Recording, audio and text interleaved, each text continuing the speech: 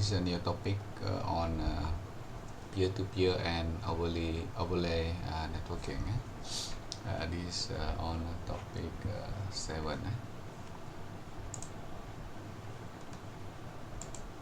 Okay, in this topic we'll cover the peer-to-peer networking, or also known as P2P. So in P2P, in the network, each individual in the network act as both a client and a server as well. They share resources and data can be directly shared among the participant of a P2P network. So they do not rely on a centralized server or centralized authority. That means each node in a P2P network, they are given equal status. So there is no term of client and server. So every node are equal. So they can each node can initiate or accept connection. So the aim is to have a decentralized communication and collaboration. P2P have been used for file sharing, messaging, and online gaming, and one of the well-known example is BitTorrent. So BitTorrent apply P2P. This application is largely used for file sharing, especially large file over the internet. So this is an illustration of peer-to-peer network, where each participant in this network of the same or equal status. So they can share data among themselves directly without centralized server. So this is P2P network. In comparison to the traditional, normally the traditional paradigm is client-server network. They are more resilient to failure, because there is no single point of failure. So if there is any node fail, then file sharing can still be done among other remaining peers.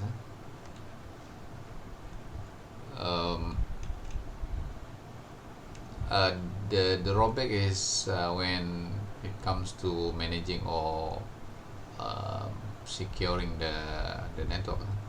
It is more difficult, since no central authority to enforce the rule, ensure the security, and then it is very vulnerable to malicious activity.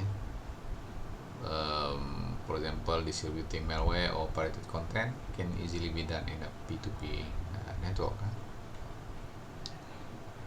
Now, overlay networking. What is overlay networking? So it is basically a network architecture where we have the virtual network constructed on top of the existing physical network infra. Overlay network is a virtual network runtime of the actual physical network. So it allow more flexibility and more control over the actual physical network. Normally you can use overlay network to create logical network that is independent of the infra of the physical network that's supporting the overlay network. Now there are many type of overlay network. Virtual private network, this is one type of overlay network. Normally this VPN normally used for secure communication between participating computer over public network that use internet for communicating to each other. So another type of overlay network is software-defined network, SDN. So this one separate the network control plane and the data plane. So the aim is to allow for greater programming ability and to also control over the traffic of the network. And the third category is container network. So this type of network, overlay network, provide connectivity between container that run on different host of cluster. So the aim is to have a more efficient use of resources and also to have a better scalability. And of course the fourth one is P2P. So P2P is also one type of overlay network because all individual in the network can act as both a client, and they can share their resources and data directly without central server or central authority. For example, VPN, how it works. The normal without VPN is you have the ISP in between, so you have the user device communicate to the internet using ISP. Now, if you have VPN, you have overlay network on top of the physical network infra. So you have a VPN client is the middleware between user device and the ISP, and you have the VPN server on the internet. So you have additional layer. So normally the data is encrypted when it is transferred on a VPN network. So it is a secure communication channel between the client and the server.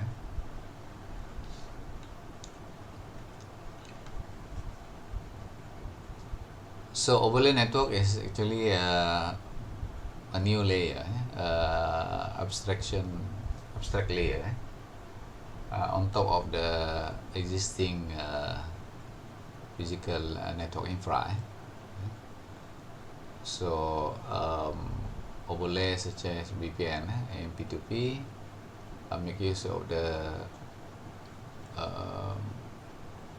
existing physical network infra and adding extra layer.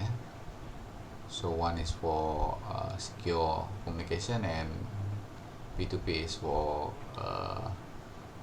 if you want you need a direct data sharing without centralized server. The underlying network is actually the supporting the actual physical infra that consists of the physical cable, the switch, the router, and other network hardware.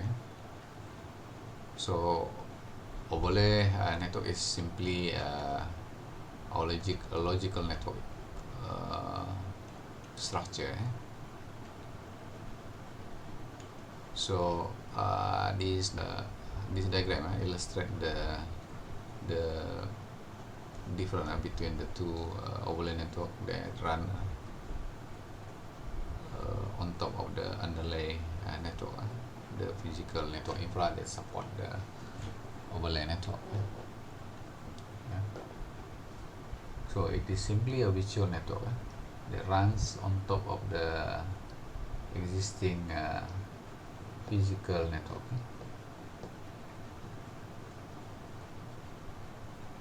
So you have a tunnel between the two server, for example, here.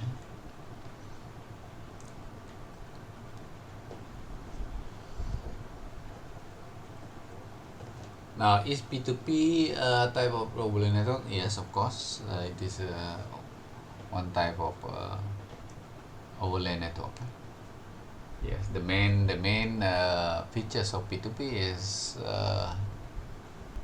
everyone, every node in the network act as both as client and server. They can directly share their resources and data, and there is no centralized server.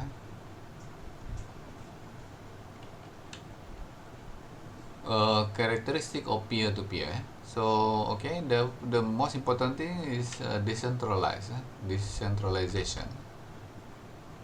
So each node act as both as client and server. Scalability is easy to scale up. Simply adding additional node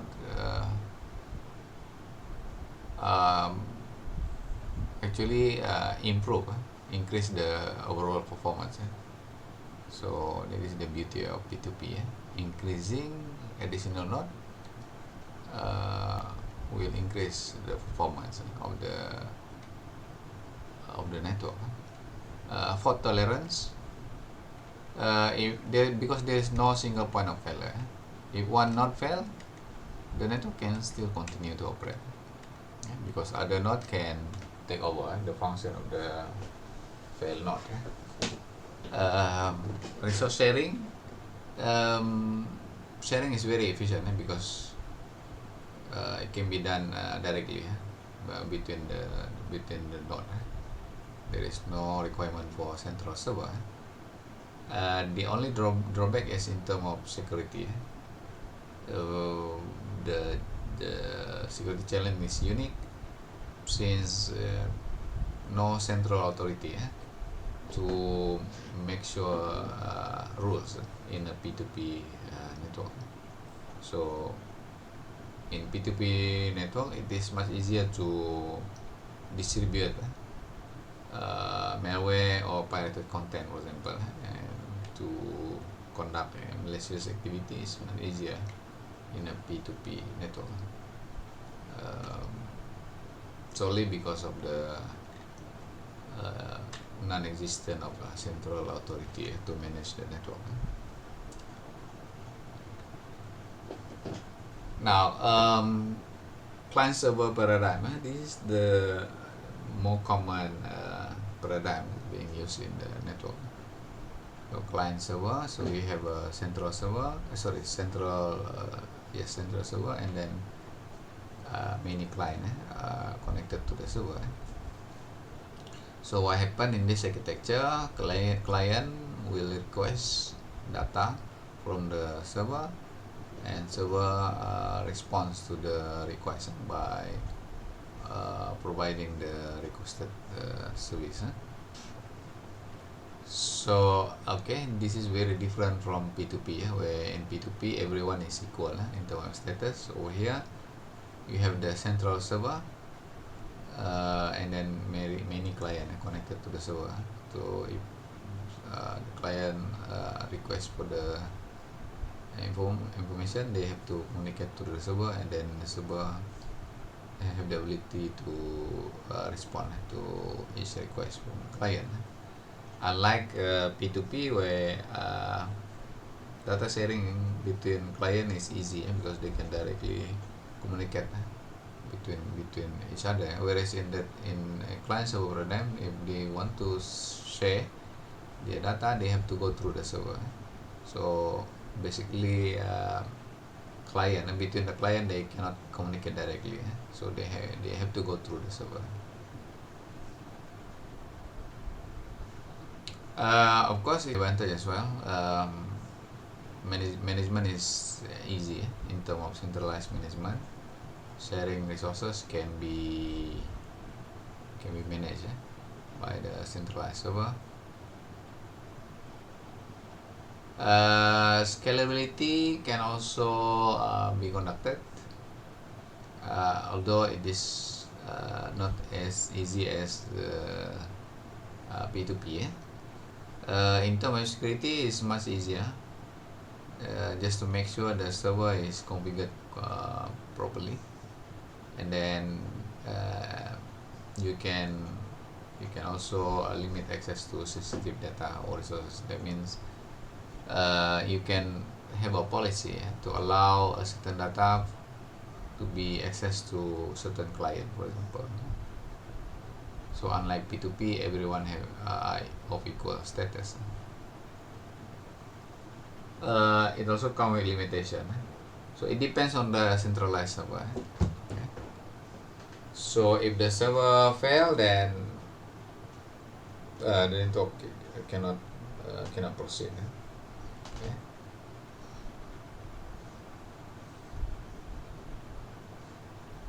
And then you need to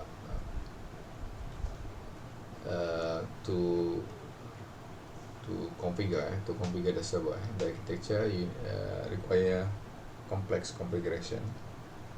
It require proper configuration. There are many type of architecture available for client server setup. Now, when comparing the two paradigm between client server and P2P. So in client server, you have the two division between client program and the server program, whereas in P2P, all nodes can be a client and server, can act as both as a client and a server, and then data can be shared directly, so they are not relying on the centralized server. In the client server paradigm, the resource sharing is managed by the server. In P2P, there is no single point of failure. Centralized management in client server, you need to do a centralized management when you need to allow sharing of resources, and also when you want to add a new node, you need to do it through centralized management. In the case of P2P, resource sharing is very efficient, and bandwidth sharing of resources and bandwidth is very efficient because they can communicate directly. In the client server, dependency is on the centralized server is very heavy, so any single point of failure will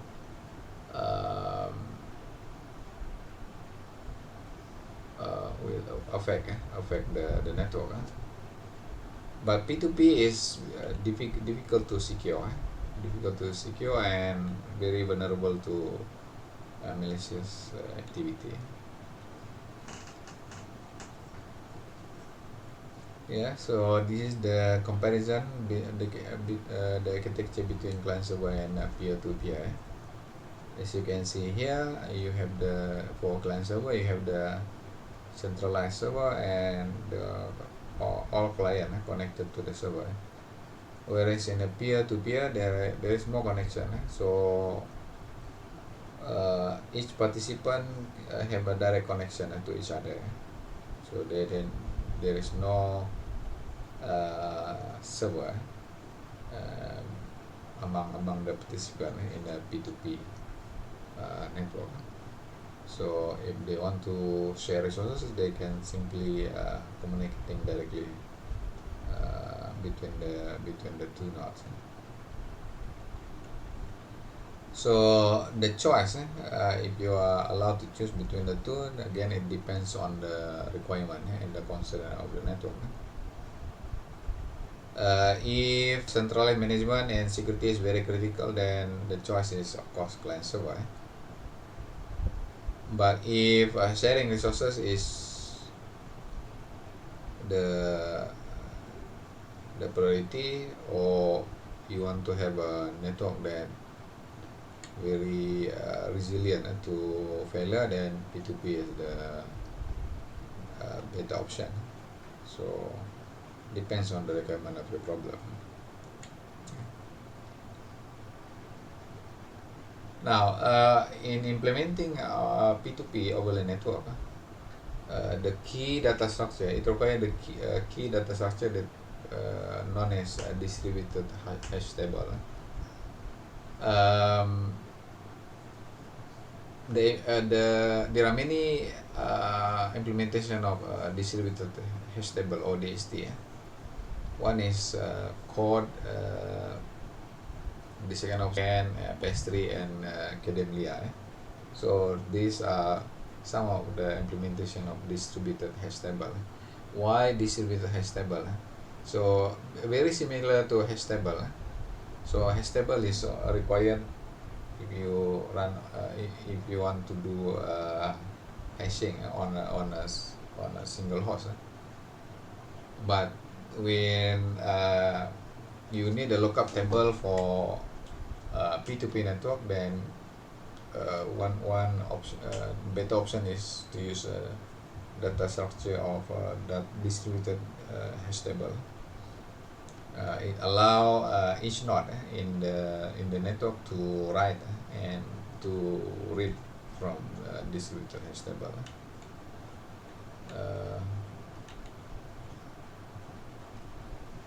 For example, here every node in the you have 3 PS here, so everyone have access to the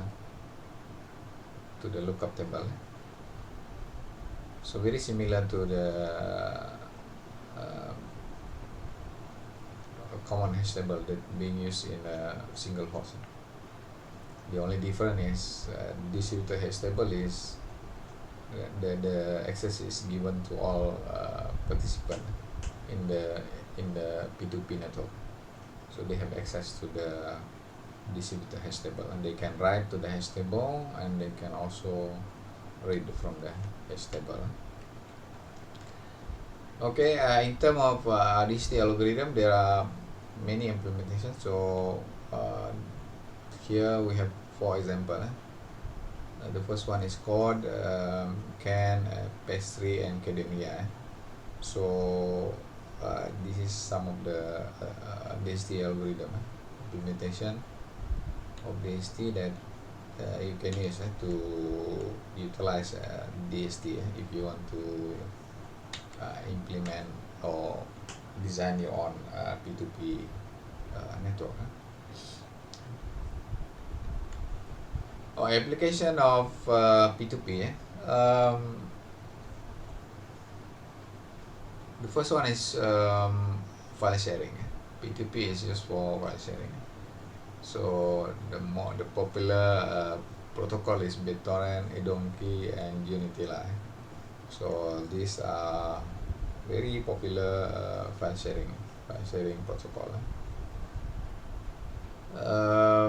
P2P is also used in cryptocurrency and blockchain. For example, cryptocurrency like Bitcoin and Ethereum.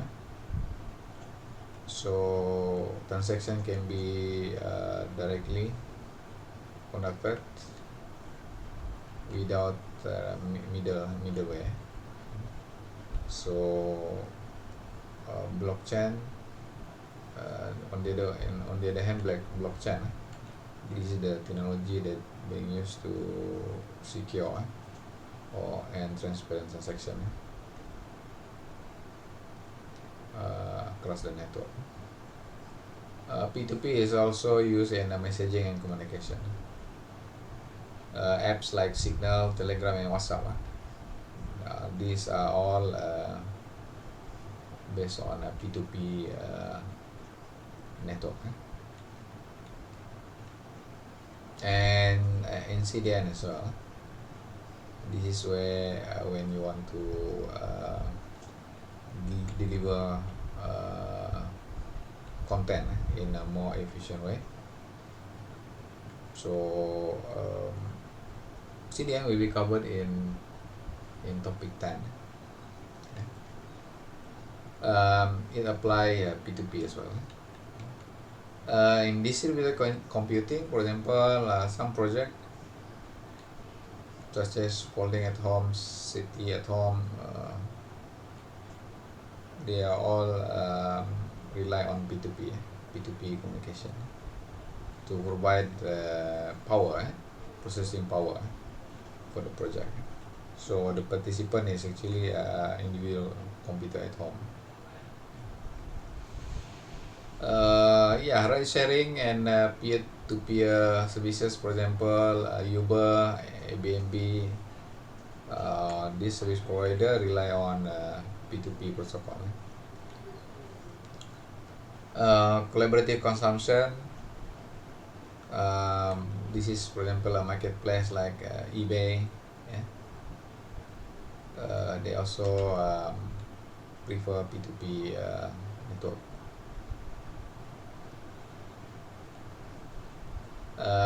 New technologies such as decentralized finance. P2P allow the financial services to provide their service without intermediary like banks. So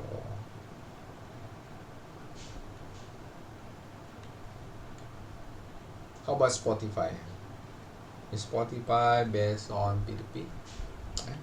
So Spotify is a very popular music streaming platform. Originally, yes, it utilized P2P, but today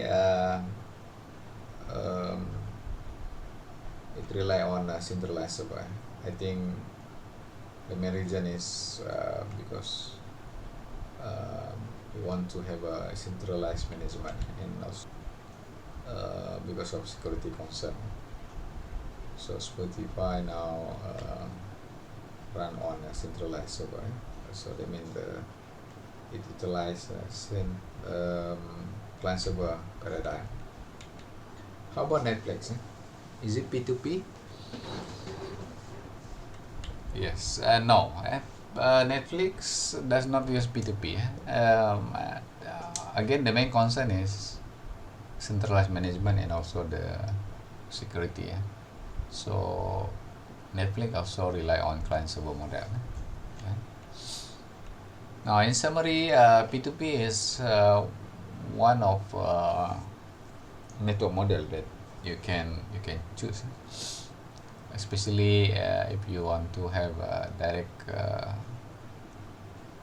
communication between peer.